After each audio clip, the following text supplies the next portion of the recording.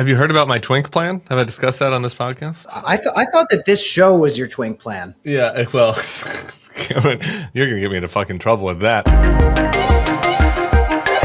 Hey, everybody, I'm Tim Miller. And I'm Cameron Kasky, and today we're joined by my friend Raven Schwam-Curtis. But before we get to that, I want to give you all a preview of what's to come. I did some detective work, hence the outfit, into something that came up this week that I investigated very hard. It's a detective outfit. It's like the Sherlockist. Fuck off. Got it. Okay. I discovered breaking news that might, I hope everybody watching this is sitting down. I assume you are.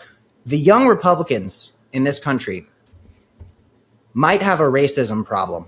And we'll get into that a little further. I just want to give you guys a sneak peek. Dante, if you could throw it up on screen. This is extensive work that I've done to tie together some of the individuals who were involved with this, whether that's Peter Jonta, Samuel Douglas, William Hendricks, Bobby Walker, and then some other characters that came out of nowhere. There might be some racism, Cameron, but the nice thing there with William Hendricks is that, you know, that non-binary Americans are still welcome in the Young Republicans, which is kind of surprising to me. I can't speak to that for the individual named William Hendricks. I can't draw any conclusions. The one conclusion I can draw is racist. We'll get to that later. Raven, thanks so much for joining. Everybody, Raven and I met at the Content Creator Conference, and she has cracked the code for getting progressive messaging across to people who also want to watch folks dance. How are you doing today? I'm doing great. Happy to be here. How are y'all doing? We're doing okay. Raven, I've not got to meet you. So can we just do a little first date thing? And I want to know, like, where you grew up, where you sat at the cafeteria, like who your crew was. And also, how sick of people saying that's so Raven to you? Like, are you? Literally, that was my entire childhood. Like, I could not talk to a single person my age and not be met with, oh my gosh, your name is Raven. Like, that's so Raven. So I had two options. I could like resent it or I could lean into it. So I really leaned into it because at least at that point before Raven, was saying things like, well, I'm not really black. It was cool. I'm trying to think about what social media app would have been for you. Like, did you have a That's So Raven handle? Even? Oh, but I should have. Oh my gosh. We gotta build a time machine to go back and tell me to do that. I would have considered changing my name, I think. Really? And going by like Rave. How do you know? God, it's so fucking hot. How do you know what That's So Raven is? I feel like that's after your time. I'm the oldest sibling. I have a younger brother that's like 13 years younger than me. So I'm up to speed on the culture. Does your daughter ever watch it, or is it just too old? My daughter does not watch That's So Raven. No, my daughter, I think, was born after Raven got a little weird. What about the Raven's Home Disney Plus spinoff show? Right, I was about to say. I don't know about that. Well, we'll get to that soon. Okay. Tim, I want to give you a preview in what Raven has been able to cook off. She didn't get to answer the question. Typical of this show, like where we just talk. I wanted to hear about the high school cafeteria still. Sure. So my whole life story, I'll break it down for you in 45 seconds. How about that?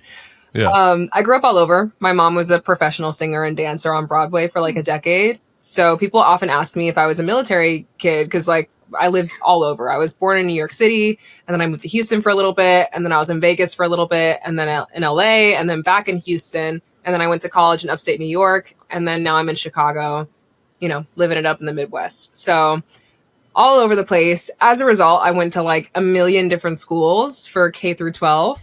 So I don't know if I had like an ironclad place at the table, at the cafeteria table. But as a through line, I would say I was always with the nerdy kids. Almost always my friends were like other young girls. And we were all like super focus driven nerds. Debate, Model UN, DECA. So I was a little bit of like athlete, but also in the academic stuff. So I was the youngest editor-in-chief ever of my high school newspaper, The Rampage. Congratulations. Thank you. Yeah. I was, interestingly, president of the National Chinese Honor Society because I studied Mandarin for like 7 years. I'm sorry, I did Google you, and my understanding is that you're Black and Jewish. Yes. So how did you achieve the championship of the presidency of the Chinese Society? I feel like the Chinese would be unhappy about that, cultural appropriation or something. Well, I went to an international school. I went to the Audi International School where we did the IB program, and there were like just so many amazing opportunities to study different languages. And so kind of on a whim, I was like, yeah, I want to study Mandarin. Why not? That sounds so cool.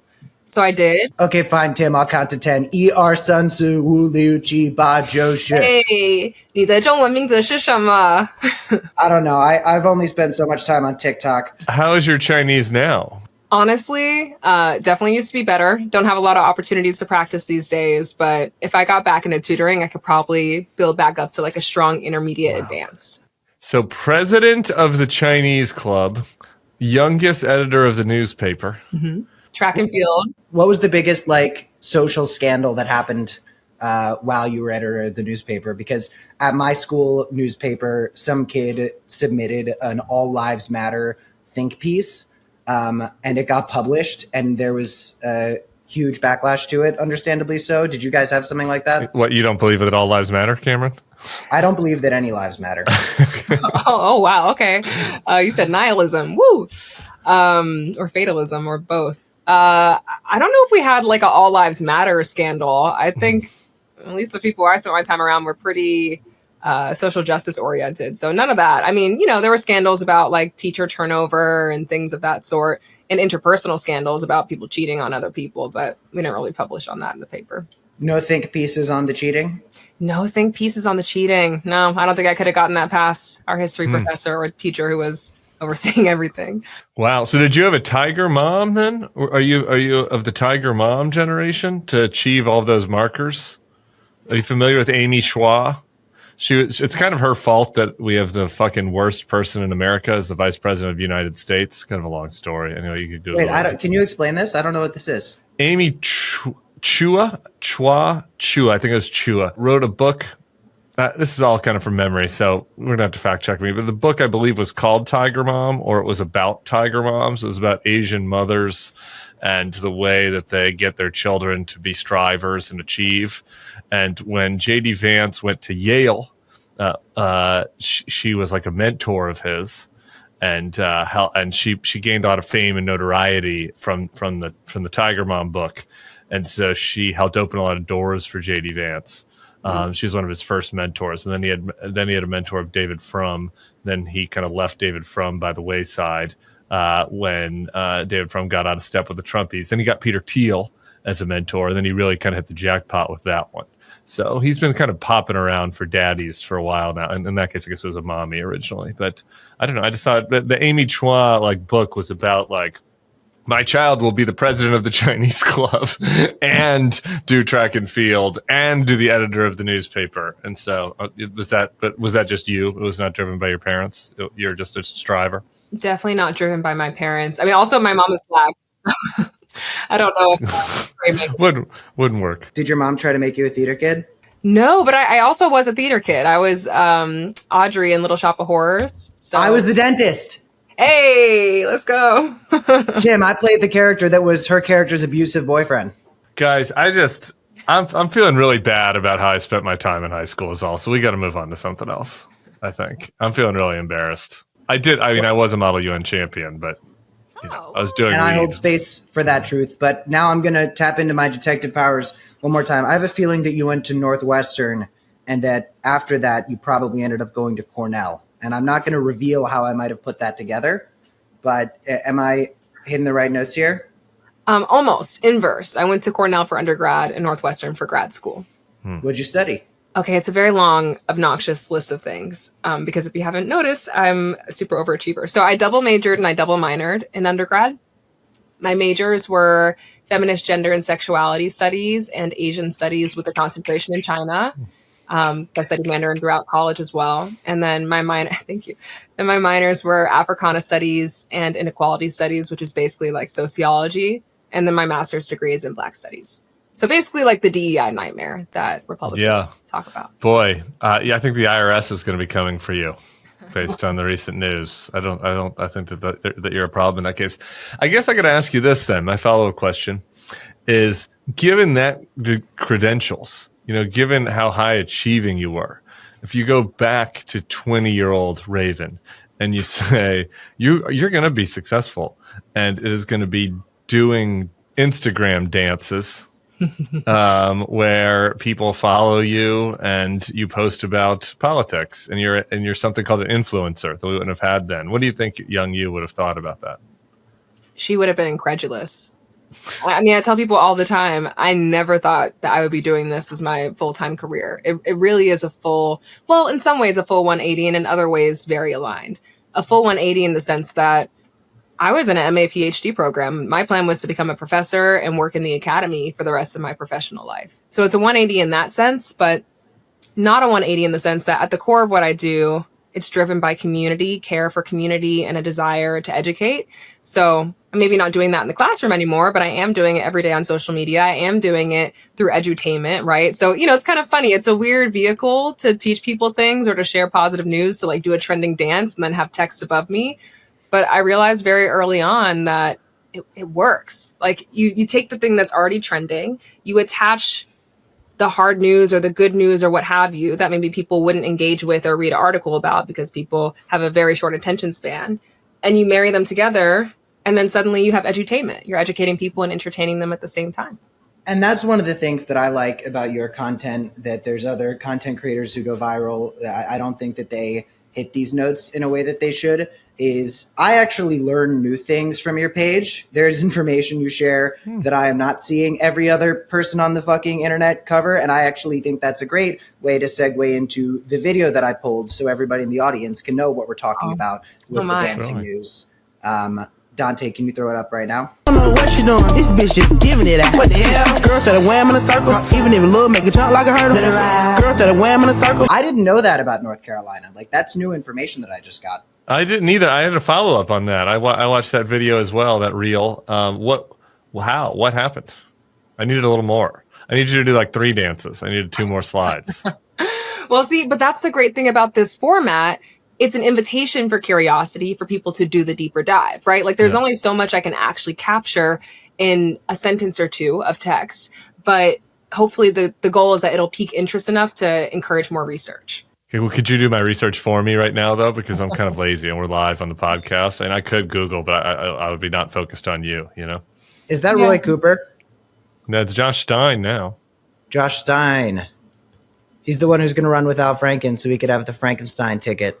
Okay, I'm going to look into that right now. Cameron's Googling. While Cameron Googles, Raven, I want to know, like, the first time that you did an edutainment dance video, what was going through your head? What was the topic? Mm-hmm. Why did you decide to do it? Did you think it was just for your friends, or were you just like, I'm going to try to be an influencer? So honestly, when I started posting, the goal wasn't to necessarily become an influencer. It was to democratize what I was learning in the classroom. So I started posting content back in late 2021. And at the time, I was about a year into this MA PhD program in Black Studies at Northwestern. And it was actually my mom's idea. She was like, Raven, you're always talking about how what you're learning in these classes is so interesting. You can't believe you're just now encountering this information and you feel like everyone should know this. So why don't you start making TikTok videos and teaching people about what you're learning? And that was really resonant for me as someone who's like a student of bell hooks and very passionate about taking complex, big, jargony topics or verbiage and breaking it down in a very simple, accessible way. So that's really how the social media journey started. And then specifically why I started dancing, I mean, it's kind of like a sad answer. As a Black Studies scholar, so much of the conversations we have in the classroom are about suffering and anti-Blackness and misogynoir and like really, really, really heavy stuff. And I think that was starting to burn me out. And so people say like joy is resistance as sort of this thing that sounds nice, but it's actually also a truism. And I also feel like we have a responsibility to practice it. And so then I asked myself, like, how can I communicate things to people that give them that levity? So every video isn't, and today another incident of anti-Blackness. Like, I don't want to be that person. We need something to hold on to. So the dancing series actually started as, did you know that? Like, if you go way back to the archives, it started as, did you know that? And I would do, Cam, exactly what you're naming. Like I would find information that I thought was really interesting. I wasn't seeing anyone talk about. And did you know that would pop on the screen? And then I'd teach people something while doing a trending dance. And folks loved it. And it gave them something, wonderful to hold on to. So that's cool. I learned a new word there. Misogynoir. It took me a second to figure it out. I first thought you were talking about just learned misogynoir? I thought, well, you just both said it very different ways, so I still don't actually know how to say it. I thought we were talking about like a deep tissue situation, but no. for other listeners who aren't familiar, could you explain the word? Sure. Yeah, happy to. So misogynoir is a term that describes the intersection of anti-Blackness and misogyny. So it is used to describe the particular kind of intersectional harm that Black women experience. Yeah, that's a very sad topic and like a great word. I feel like it's a mismatch of like misogynoir sounds like very cool. And it's about a very sad topic. Before I ask any further questions, by the way, I just read the thing about the governor's sign, and honestly, it's boring. Sorry, everybody. Okay. You can do your own research. I tried to like think of a 3 bullet point explanation. Raven absolutely nailed it in the video. You're welcome to look further into it if you want. I'm not interested anymore. Happy about it though. But do you agree that the will to change in terms of the bell hooks of it all is just far superior to All About Love? Because while I think All About Love is filled with unbelievable wisdom that could be stretched a million miles long, I also feel like it's just a lot of really good quotes kind of strung together, whereas the will to change feels like more of like a piece. I wanted your opinion on that. I mean, I think both are fabulous. I'm partial to All About Love, though. I don't know. I think it kind of leans into that joy and hope ethos that we've been talking about. Do you know All About Love, Tim? I know a lot about love. I've had just a lot of different kind of relationships with love, and I'm familiar. I have like a Twitter level knowledge of bell hooks. It's basically it's this tough thing where it's this book that really changed my perspective on so many things, relationships, interpersonal dynamics, even those that are not romantic and things like that. But I also am trepidatious to tell women how much I love All About Love because it's very quintessential performative male. Like maybe the OG thing for a dude to like virtue signal that he's actually super feminist might be, I've read bell hooks, I've read The Will to Change and everything. Yeah. So I have mentioned it several times on the pod. I should mention. Have I? A couple. This would be, I would say the third probably bell hooks. Okay. Mentioned. Well, I have a copy of it. I didn't put it on my bookshelf just to avoid the accusations of that performative male feminism. It's mostly fantasy novels. But is it performative if you like really believe in the sentiment and you're not just doing it in theory, you're like practicing it? I mean, look, I can really cook on it. I mean, I don't want to get too far into the bell hooks of it all, but I'm so well versed in bell hooks that I could also address that there's almost no recognition at all of queerness in any of the work. But anyway, question for you. It's hard for me to take a hard right turn to where I want to go. Why don't you, maybe my transition will be easier following your next question, Cam. So let's see. I was just going to say, like, I feel like people are going to be so quick to judge you and say that the dancing stuff is silly, especially when you're talking about topics that are very serious and pertain to news that is very important. And I understand that the kind of core ethos of that is, but the joy is the form of resistance there. But do you face people who are kind of like demeaning the means by which you communicate this stuff? Yeah, absolutely. I've gotten a lot of misogynoir since we learned a new term today. In response to that content, people who say this is mismatched, like, why are you talking about the news and dancing at the same time? But also I'm very intentional about what I do in those videos, right? So like I would never take a like super serious, negative, heavy topic and be dancing underneath it. It's me sharing positive news, good news. And then for the heavier topics that do need to be sort of scaffolded out and discussed with a different kind of care and a different kind of approach and a different kind of vehicle, that I'll normally deliver sort of straight to camera.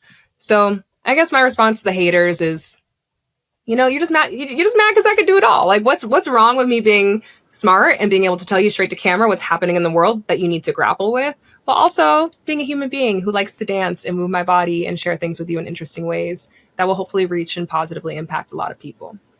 Tim, does that make it any easier to transition into your thing? It does. One of the serious topics you did a straight-to-camera video on was your visit to the Broadview facility, ICE facility in Chicago. Yes. I just kind of want to let you cook on that a little bit. I want to hear what you've seen on the ground there. Yeah. So I've been to the Broadview ICE Detention Center twice now. I went a couple of months ago with JCUA, which is like a local progressive Jewish organization. I also went with Kat, who's running for Congress here in Illinois in the 9th District. Guest of the show. We had a great time with her. Oh, you did? Okay, amazing. Yeah, I love Kat. Yeah, so I got to see her there. We went together. I went with her and Sam. And then I went again this past week to see how things have sort of developed, because that was before sort of tensions really extremely escalated. And obviously it's gotten, really, really pretty intense on the ground. I mean, honestly, it felt like I was walking into a police state more so than we do on a day-to-day navigating through this country. You couldn't even drive into the area because police were blocking it off. So I had to park like maybe a mile away. I walked over. It was a group of people. I ran into a lot of friends who were just very peacefully waiting there as cars were going in and out and booing them as they came in and out. There conservatively were probably like 100 ICE agents and police officers just on the ground surveying everything. No one had any weapons. People were just voicing their distaste for the presence of ICE agents and the operations that are unlawfully happening in those buildings. And there were helicopters swarming all over the place. Like, it really was a dystopian experience. I've never experienced anything like it. What else are you seeing around town with the ICE goons? I know the neighborhoods that I spent a lot of time in have absolutely been impacted. I have not seen any of the invasions happening in real time. Yeah. But I mean, the Nextdoor app is popping off all the time. The Ring app, I don't know if you know the security system, alerts are going up there all the time.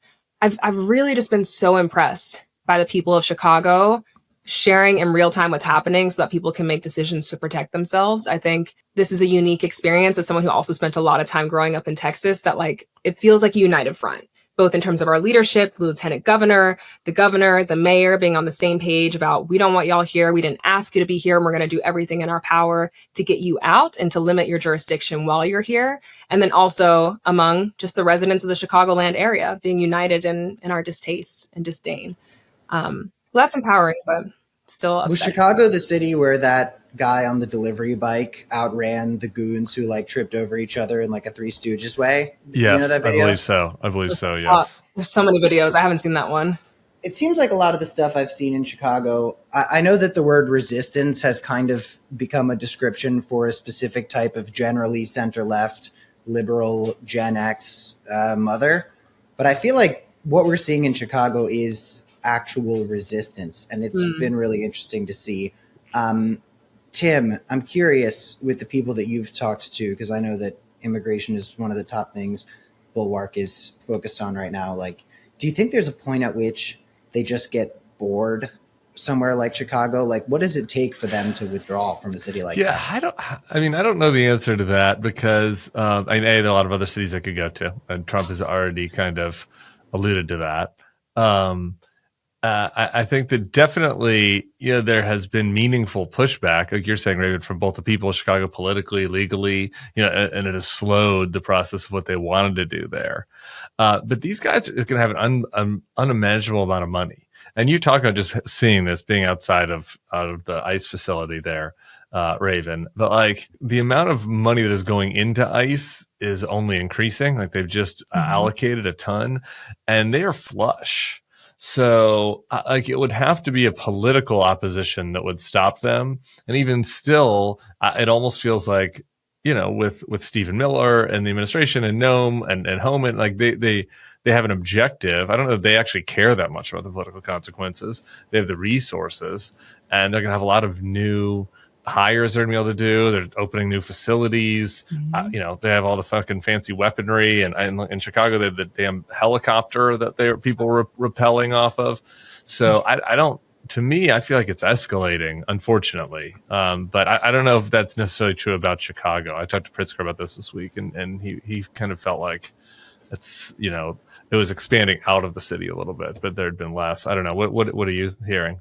Well, I think to your point, Tim, a lot of people don't realize that the big ugly bill included nearly $80 billion in funding for ICE. So we are in a situation where ICE is extremely well resourced, extremely well funded, and citizens and people who are inhabiting the shared home space are like, we don't necessarily have the resourcing, but we have the will.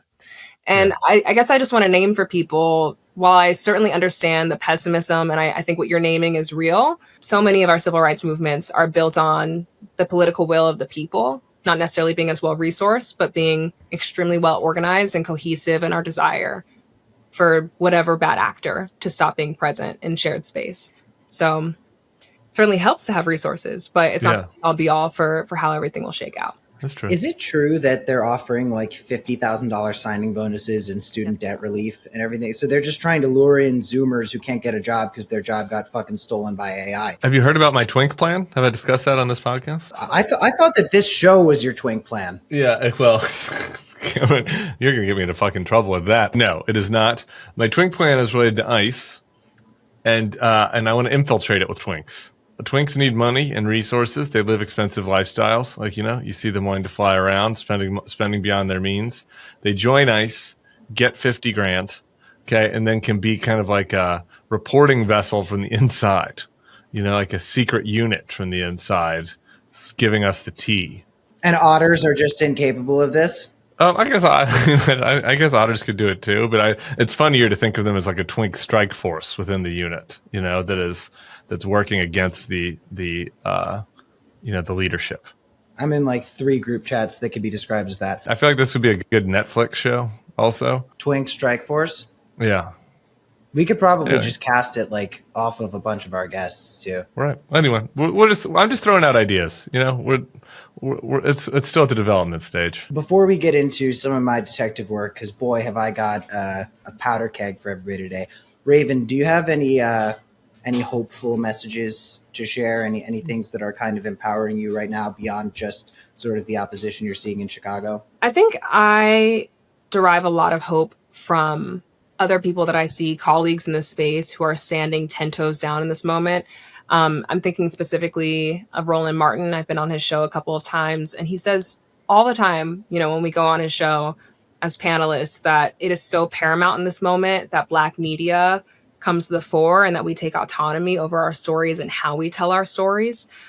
Because as we've seen, right, a lot of these like major media conglomerates are in Trump's pocket. They just are bending the knee, are preemptively doing away with DEI, are making decisions that are antithetical with actually preserving free speech and an integrous free press.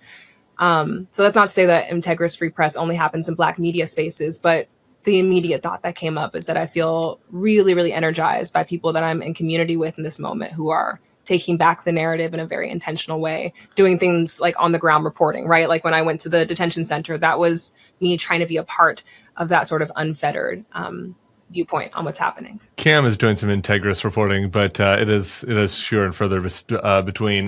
Do you worry about the TikTok purchase? And have you thought about that at all? And obviously, I don't know how much of you. I guess are you doing more Instagram or TikTok for like the content side of it? It's the same, right? So I don't know. I mean, who knows how the algorithm could shake out? But it sure seems like there's some monkey business at play with the administration and the people that purchase this and the purchase price and what their plans are. For sure. I mean, I think that's always a concern, censorship in these online spaces, especially when the major owners of a TikTok and an Instagram are in Trump's back pocket. I mean, I think about this often, that at any moment they could just turn off the tap, right? Like our accounts could just stop getting pushed out to the masses. And so honestly, what that makes me think of is how important it is to be building community offline. And I know that's like kind of the cliche thing to say, but I think now that we like fully, truly are in the throes of fascism, it's actually more important than ever that we're actually really building like that grassroots, in-person, offline community that doesn't depend on these apparatuses to connect and get the message out.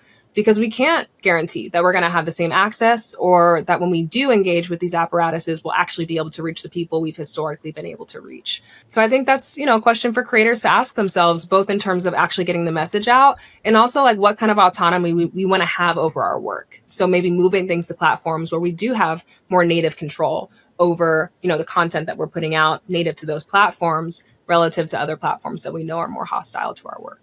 Yeah. What types of platforms? 'Cause I'm just curious because like I want to know. I mean, the only platform right now I could think of that seems unencumbered by that type of meddling is Twitter, but also Twitter puts right-wing shit on my. Well, I feel like I don't hear Twitter explicitly saying, "Oh, we're gonna have Bibi Netanyahu use us as a weapon." Like, I feel like Twitter is at least still The posturing. For You page of Twitter is like very musky. Well, that's what I was going to say. I do Yeah. see a lot of right-wing shit on my For You page all the time, so I suppose that's just happening behind the scenes. But, like, are there platforms right now, like, besides what, like Signal, where you think people are going to be able to post unencumbered by that type of shit? Well, there's always going to be some degree of hindrance. I don't know if there's a complete detachment unless you just have your own email list, right? But the first thing that comes to mind is Patreon. I know there's been critique of Substack. I haven't personally done a deep dive into this, so I don't want to like speak on things I'm not well versed in. I know there's been some critique of Substack, perhaps making it easier for extreme right-wing positions to be pushed out. So this is not an endorsement, but I also think a lot of creators have found autonomy on Substack and being able to build out their bases off of an Instagram where Zuckerberg is, you know, saying wild stuff and co-opt and bending the knee preemptively to a Trump. So there are more autonomous platforms I think we can be building on. I don't know if they're wholly autonomous. Yeah, it's tough because the discoverability is the challenge, right? Like you can build your own audience, especially for people that already have audiences. You can build audience, build a community, move it to someplace, you know, and Substack is pretty good for that, or Patreon or whatever. But like if you're trying to find new people or reach new people, that becomes challenge. You know what I mean? You need to be in a place where your stuff's being delivered to folks that might not have otherwise seen it. I mean, I guess YouTube is like where we're doing this is, I guess, the best example of that. For sure. I think YouTube's great. We're going to jump into our next segment, which is called Cameron's detective work on the Young Republicans. So as some of you might know, Young Republican group chats have been leaked. There was a lot of racism, anti-Semitism, rape jokes, and other things that I consider to be rather unseemly. But it gets so much more complicated than that. Some of you might have seen the headlines. Some of you might have seen some of the tweets. Oh, this person was joking about gas chambers. Oh, this person was dropping N-bombs. Oh, these things were happening. But it goes deeper, and it has led to some real fractures being shown. Now, of course, we know that Elise Stefanik has posted pics with some of these guys. We know that J.D. Vance has been apologetic and said, oh, even though they're joking about gas chambers and just making racist jokes straight out of the fucking 1800s, you know, you can't blame a bunch of guys for what they said in a group chat. And look, Boys being boys. who among us hasn't said some stuff in a group chat that maybe is not completely representative of our public decorum? The difference is this isn't the boys private group chat. This is an official channel for the Young Republicans. So what they are saying on here is reflective of how they are showing up for their actual efforts, not just their, boys talk. Not that these things are in any way excusable during boys talk, but it is worth noting that And I think it should we were saying it's really a men's talk. I mean, there's like 31-year-olds or like 30-something-year-olds. Oh no, it's like 28 to 40 or something like that. Yeah. So, but There's a state senator on there. Yeah, I It's don't. not- I it's mean, not boys like, will be boys. the high school lacrosse teams chat group. You know, Very important to note. And we'll be getting into that. But basically, I want to give you guys sort of a bird's eye view of who some of the big players are going to be right now. Dante, can you throw it up on screen? The F slur was used, the R slur was used, the N slur was used, all of which appeared more than 251 times combined. It's caused a lot of infighting, and I want to break down the different factions and interests. Part one, William fuck, marry, Hendricks. kill.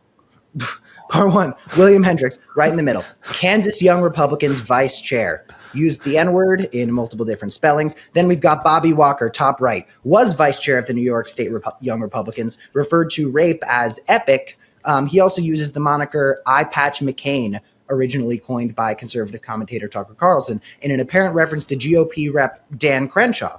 Walker also makes the remark, I prefer my war heroes not captured, a repeat of a similar 2015 line from Trump. Then we've got Peter Giunta, kind of the star of this story. He was chair of the New York State Republicans and said in regards to a vote about him that everyone who votes no is going to the gas chamber.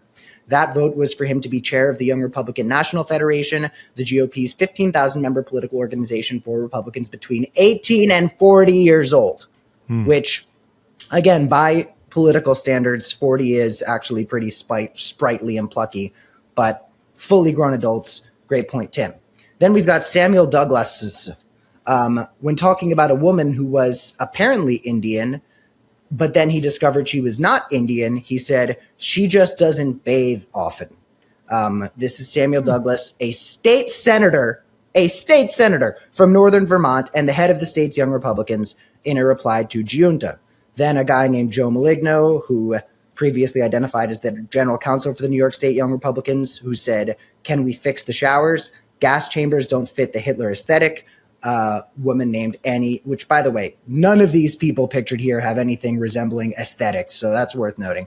Annie Kakati, New York's National Committee member. That's a woman. There's a woman on the chat? There's a woman here who Wow. said, in regards to the Hitler conversation, "I'm ready to watch people burn now."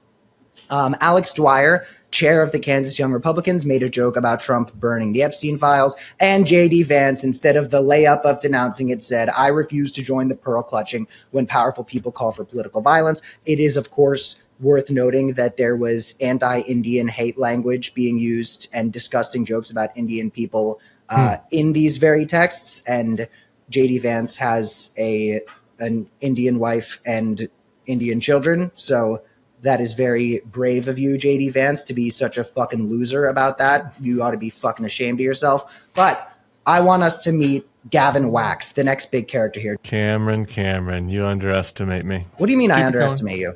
Yeah, let's just keep it going. You think your investigative skills are going to be are going to really blow my socks off? I know more about Gavin Wax. Let's just hear what you got. Okay, Peter Giunta claimed the release of the chat was part of a, quote, highly coordinated year-long character assassination led by Gavin Wax and the New York City Young Republican Club, which is, of course, an allusion to a once obscured war that has now spilled into the open.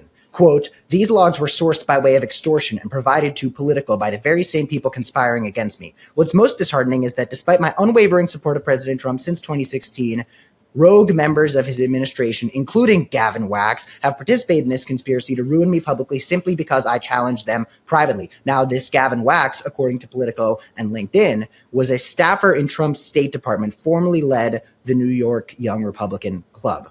To pull some other stuff that Giunta has said, the chair of the Arizona Young Republicans asked if New Yorkers in the chat were watching an NBA playoff game, and Giunta responded, "I'd go to the zoo if I wanted to watch monkey play ball." Giunta elsewhere refers to black people as the watermelon people. Jesus fucking Christ. In another exchange, Dwyer, the Kansas chair, informs Giunta that one of Michigan's Young Republicans promised him the group will, quote, "vote for the most right-wing person to lead the national organization," to which Giunta responded, "Great, I love Hitler." Dwyer reacted with a smiley face. Now, before we get to Hayden Paget, I'd love to know what I'm missing on Gavin Wax.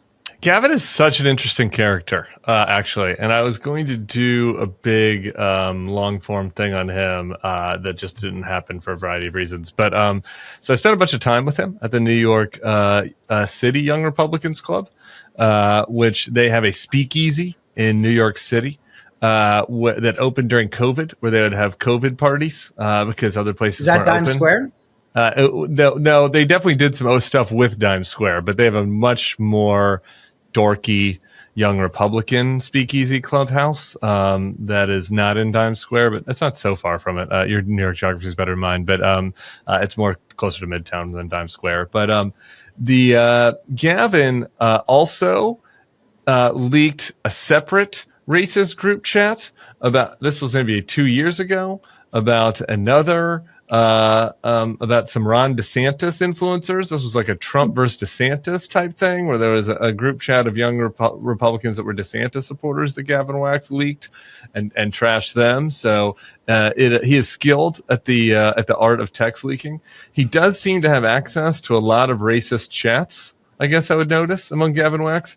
But dude has balled with this. He is like a senior aide at the State Department now, and had no experience, just took over the New York Young Republican Club, New York City Young Republican Club, made it as Trumpy as possible, got a bunch of Trump bros to come there, got a bunch of people to come there because they wanted to have parties during COVID, and he has leveraged that into the State Department. So there you go. You see, Raven, I feel like one of the differences here is that we don't leak the texts in the lib group chats we're all in for everybody else to cancel people. We cancel each other internally. That's true. We keep it in house for sure. And we still hold people's feet to the fire, but not by way of Politico. Yeah. They also, another difference, I guess I would say, is that sometimes to a degree that's a little oversensitive for my taste, progressives and young libs like genuinely don't want people to say mean things about other people, or other groups, or deride them or be derogatory about them. And it's a genuine thing. So when they cancel people, it's usually because they're genuinely upset about that person's behavior. Right. And sometimes maybe they go a little overboard with it, but it comes from a serious place. I guess my point is that I'm on the detective work here is that I don't suspect that Gavin was actually offended by any of this based on the behavior that I watched at the New York City Young Republicans clubhouse. This is just purely an up. Like, this is rat fucking. They're doing leaks. They're doing rat fucking leaks, not like principled cancellations. No, it doesn't seem like Gavin spoke to the ghost of racist future and said, oh, you know what, actually, it behooves me to point this out because I want our party to be better. If anything, very often when there's criticism within the young right about racism, it's normally that people are not being racist enough. But real quick, I want to hit Hayden Paget, who is so far the best looking of any of the guys. I don't know anything about this guy, so I'm interested. So this is where the beef really kicks in, because obviously Gavin's got his rat fucking, but there's kind of a war here between Peter and Hayden. Hayden defeated Peter Junta and was reelected chairman of the Young Republican National Federation this summer. Junta went off on Republicans from states that supported him, saying that Minnesota is a bunch of F slurs, Arkansas, inbred cow fuckers, Nebraska, revolt in our favor, blocked their bind and had a majority of their delegates, Maryland, fat, stinky Jew, Rhode Island. Oh, by the way, a lot of Hitler, a lot of Holocaust, a lot of anti-Semitism. Not a word from the ADL or APAC or these other organizations fighting anti-Semitism. I wonder why. Yeah. Well, was he onto something with Arkansas there, though? Could we hear Arkansas one more time? Arkansas, inbred cow fuck. I don't think anybody's fucking cows. Rhode Island, traitorous sea slurs, who I will eradicate from the face of this planet. Somebody else in the Peter Giunta camp of Peter versus Hayden said that people should rape Hayden. So it seems like we've got Giunta, who has it out for Hayden Paget, and we've got Gavin Wax, who seems to be leaking it all, which sets us up for our big finale, Aiden. Oh, I love Aiden. Meet the mysterious Aiden, who had a viral tweet that went a little something like this. A friend of mine got blackmailed into leaking these chats. A total fucking coward and useless piece of shit. One of the people in here, he attended his wedding with me and still sold him over to the devil. All over some useless young Republican beef. And then the GOP condemned them. Fuck these people. The GOP treated to fire my friend and vice chairman from his AG job because of TikToks I posted about immigration. I wasn't allowed to talk about replacement theory or any mainline immigration stances, which, to his credit, with Stephen Miller, that is now a mainline immigration stance. They asked me to resign over Trump's green card diploma mill comments. I was blacklisted by Young Republicans National and blocked by their account because their leader is a BLM sympathizing closet case. Everyone in this article is a patriot, and attacking them is a dirty, treacherous, impotent, cowardly bundle of sticks. They all deserve to be destroyed. And then Aiden said, I want to be clear. I have always liked the New York City Young Republicans guys, especially Gavin. I don't want to attack them. I want the truth. For whatever reason, Gavin went to a Democrat reporter and destroyed many people he once called his friends. The White House has proof that Gavin planted this story. There is proof. If I'm wrong, I would retract everything and issue a full-throated apology and condemnation, but he hasn't provided counter evidence. This is him going after the Bulwark's very own Will Sommer. Sommer? Sommer? Yeah, you had it. Will Sommer. That's also a picture that Aiden posted of himself shirtless in response to people commenting on the physical appearance of the Young Republicans folks, because not everybody was necessarily looking very superior. But I guess what was his tech on Will Sommer? Hard for me to read there. Will reached out and said, "Hi, Aiden. I'm a reporter with the Bulwark. Any chance I could get that Bartel's affidavit that Politico got that claims Wax is behind the leak? Thanks." And then sent his email, to which Aiden replied, "I would never help you or the Bulwark. Everything you stand for, I am against, even if we both want to attack the same people." Well, I'm happy to not be on the same side as Aiden. Can I just say that? I don't know. Raven, this is a lot to dump on you. I'm wondering what your reactions are. What's kind of going through your head right now, learning about all this? I mean, it's unsurprising, but completely foul, right?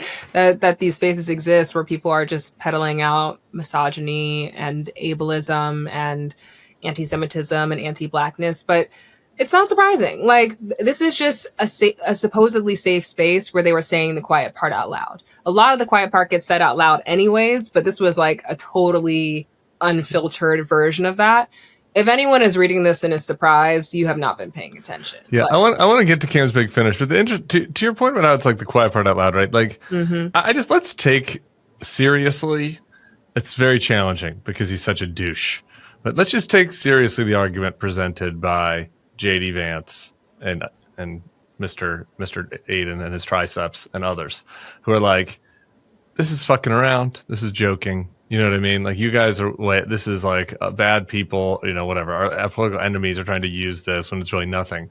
This story is an interesting pair to me with another news story that came out this week from the New York Times, which is that we are trying to whiten the refugee program, where now the U.S. is just going to be bringing in, we're focusing on white South Africans, Europeans who are upset with migration, and people that can speak English.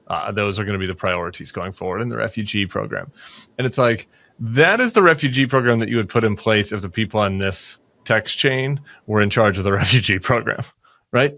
And they are. These people are talking about replacement theory, which again, it's not like these are the fucking groypers in the Nick Fuentes 4chan. Like, these are people with real positions in the party. And it's also what Stephen Miller is saying. And Stephen Miller is somebody who's calling a lot of shots in the White House. But I think that it's so crazy that Republicans are going to bat for this stuff. I'm not surprised that they're going to bat for the racism and everything. I'm sort of surprised that they're going to bat for the anti-Semitism, but also not, because, again, anti-Semitism, as far as these people concerned, like, anti-Semitism is only the most inflammatory thing that a 21-year-old says at a college protest that gets caught on camera. It's not actual fucking people within the system who are repeatedly joking about Hitler and shit like that. Like, that's no problem to these folks. But we were talking about this on the show earlier this week when Vivek Ramaswamy was talking to Turning Point USA kids in Ohio, and they were all like, you are not Christian enough to lead our fucking pure-blooded nation. Like, this is the norm now. This is what the regular people are doing. This is not the fringe group chat. This is not the private group chat. This is an official Republican channel. And then you've got the Republicans. Like, could you imagine fucking Mitt Romney being like, oh, let them make their gas chamber jokes? Not a lot of gas chamber jokes on the Romney text chain, I don't think. Usually I think they're texting about milk, their underwear, you know, things like that. Oh my God. I mean, I think it's the infantilizing for me, you know, JD Vance being like, oh, it's just kids being kids. Like, these are grown ass people. Let's not infantilize grown people. Let's hold grown people to account.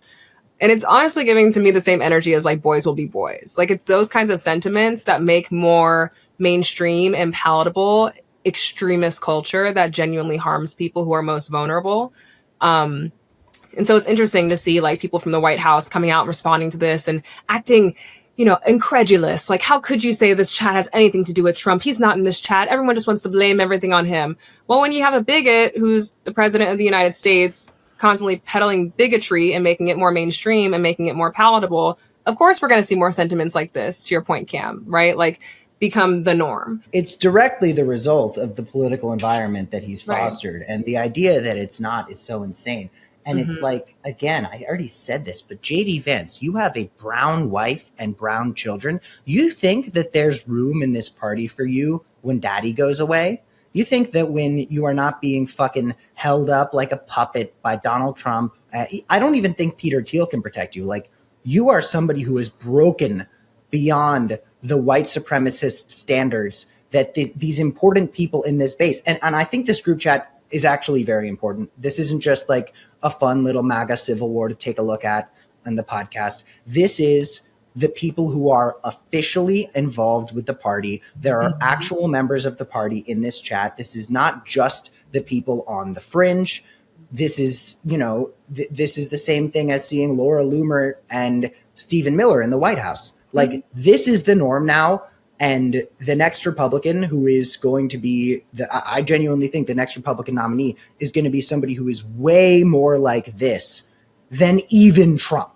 And it is extremely concerning to me. And I don't really understand how Republicans could possibly combat it. And that's, in my opinion, the fatal flaw of any moderate conservative at this point who thinks that there's any return for that party to anything resembling what they looked like 12 years ago. Can I offer maybe an unpopular view on that front?